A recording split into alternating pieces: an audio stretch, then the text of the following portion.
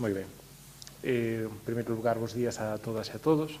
Presentarse sinxelamente o proxecto de execución do programa de mantemento de obras de verán nos centros educativos de infantil e primaria e nas escolas infantís do Departamento de Educación do Concello de Santiago. Bueno, como sendo habitual, a maior parte do orzamento de mantemento se executa fundamentalmente no verán, o cal se dedica a fundamentalmente dous tipos de execucións. As tarefas de mantemento ordinario que planifica o propio departamento relacionadas co mantemento de caños, infraestructura de augas, etc., para que comece en bo funcionamento en setembro e en base tamén ás peticións das distintas comunidades educativas que se canalizan a través dunha aplicación que manexan as direccións dos centros educativos, tanto de escolas infantís como de primaria, se realiza o programa de intervencións de mantemento maior con operacións de refacción das escolas. Todo é supervisado polos departamentos de educación e de vías e obras, polos director técnico do contrato de mantemento e a aparelladora que vai realizando cada unha dos certificados das intervencións. Aproximadamente, neste contrato, execútase uns, dependendo do mes, só rondar unha media de uns 7.000, 8.000 euros en mantemento ordinario no conxunto das infraestructuras e agora en verán onde se realizan as grandes inversións.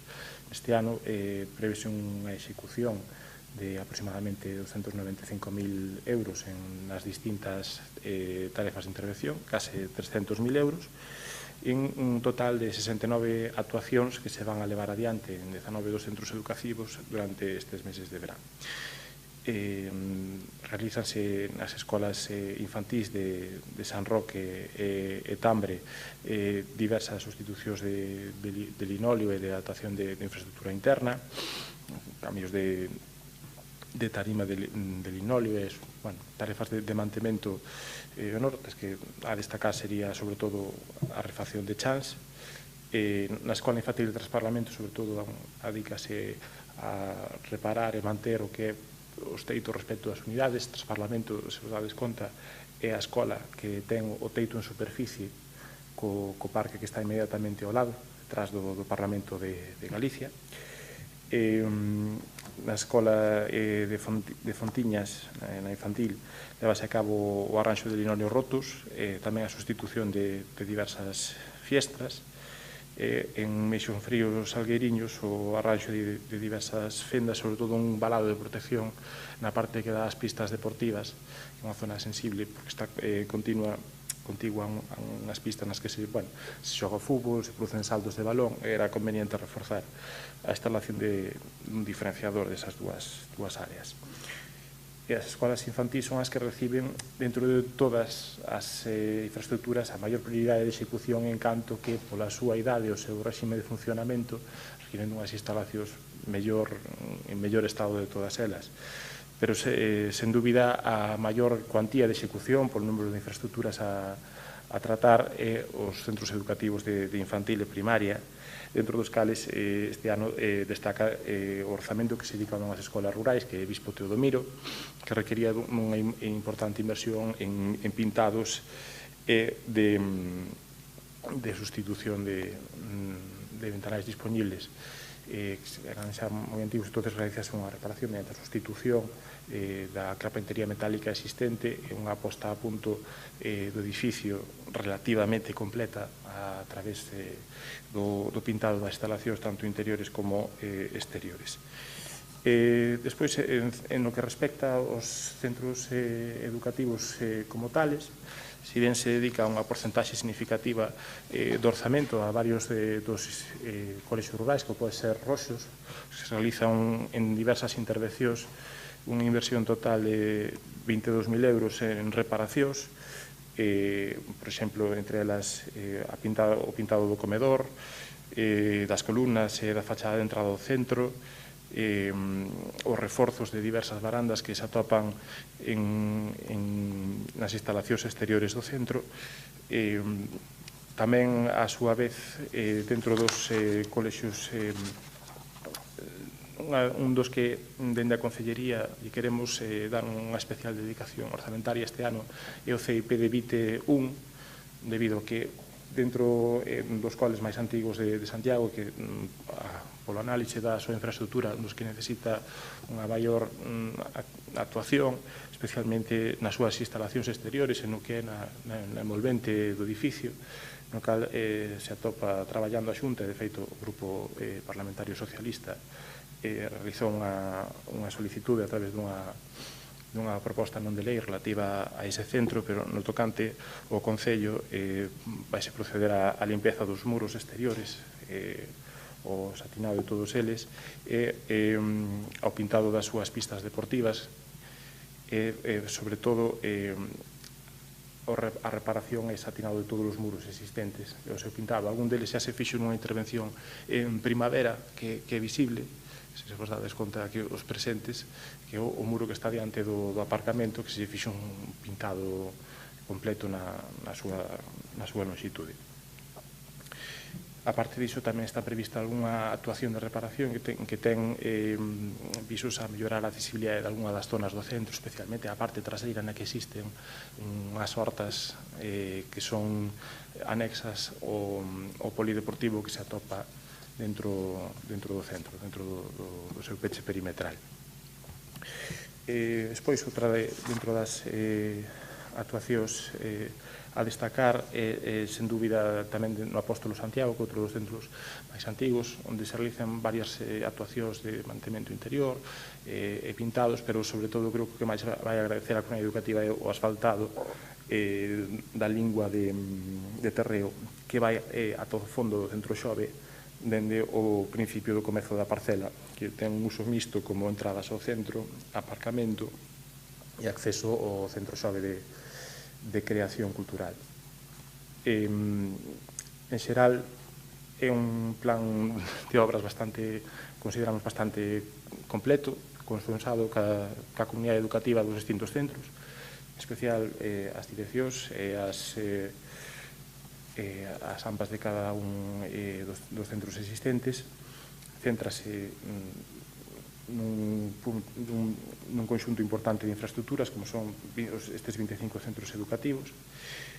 A parte destas obras que son internas, tamén se está levando adiante unha colaboración, aproveitando as reunións de planificación coas que se realizan, coa Consellería de Vías e Obras para a adaptación de accesibilidade de numerosas zonas exteriores aos centros educativos, que son rede viaria, pero que teñen, digamos, afectación ao réxime de entradas e saídas e a disposición da vía pública para a entrada nos centros educativos.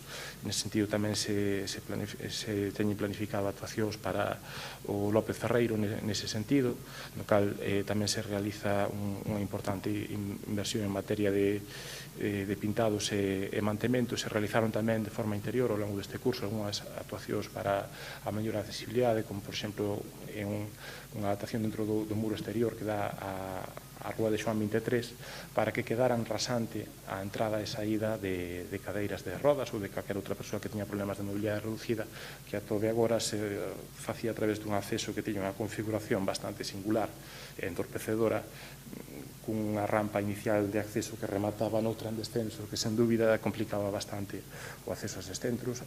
Tamén en Fontiñas realizou a adaptación facendo planos inclinados para a entrada e saída dende as plazas de accesibilidade e de mobilidade reducido que se atopan xusto diante do centro educativo. Este é o programa que está aprobado. Existen tamén para executar este ano probos de 150.000 euros para a realización de diversas labores en patios exteriores que se pensan executar entre un proxecto ligado a realización de patios inclusivos consensuado cas escolas, como é sempre o programa de mantemento, e así mesmo tamén na execución das inversións relacionadas cos parques infantís. Sen máis, destacar tamén respecto do CIP de Vite, coñecendo que existen actuacións por parte da Consellería nesa materia, que sería moi oportuno poder ter unha rehabilitación integral desde o punto de vista da Consellería de Educación do conxunto da envolvente dese inmoble, como solicitou o Grupo Socialista no Parlamento, un voto en contra do Partido Popular. Eu creo que, en base aos propios argumentos que se dixeron na propia comisión que tratou o tema, creo que sería un acerto por parte da Consellería que reconsiderase esa posición que mantivo o Grupo Popular nesa votación, o examinase conforme os argumentos que nesa mesma comisión se expuxeron. Nada máis en principio, se non hai algunha pregunta por parte dos periodistas presentes ou ausentes. Estes traballos de adaptación dos exteriores no López Ferreiro non están incluídos neste plan, estás traballando neso? Hai un proxecto deseñado que se presentou ao colexio para que vexen un pouco en que consistiría esas adaptacións de rúa. Non se encontran dentro do orzamento porque non forman parte das actuacións dentro dos centros, pero está planificada para este verano. Eu queria preguntar sobre outra cuestión, estamos poniendo a punto os colexios para o comezo do próximo curso. Gostaríame saber se nese próximo curso se vai a manter o servizo de limpeza en horario de mañá, como estivo funcionando agora desde o inicio da pandemia, ou se se vai a reconfigurar o servizo de limpeza. O servizo de limpeza terá que ser adaptado con cargo á nova licitación. Hai un contrato existente que ten unhas características. O que está claro é que conforme se eliminan todas as medidas de emerxencia sanitaria, tamén caen as prestacións que se puxeron por esa emerxencia sanitaria. Por lo tanto, a configuración do novo servizo irá ligada á nova licitación. Mentres tanto, o servizo que temos é o disponible de base nese contrato, que é o que está aprobado e vai con cargo ao contrato vixente de Consellería e Limpeza. Cando se está a nova licitación? Próximamente esperamos poder ter unha licitación. É unha das tarefas nas que está traballando o departamento.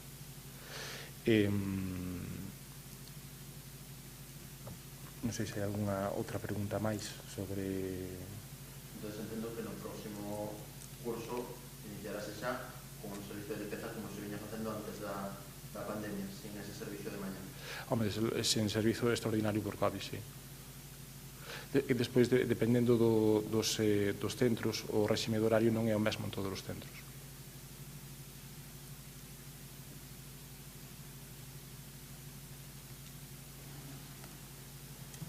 Gracias.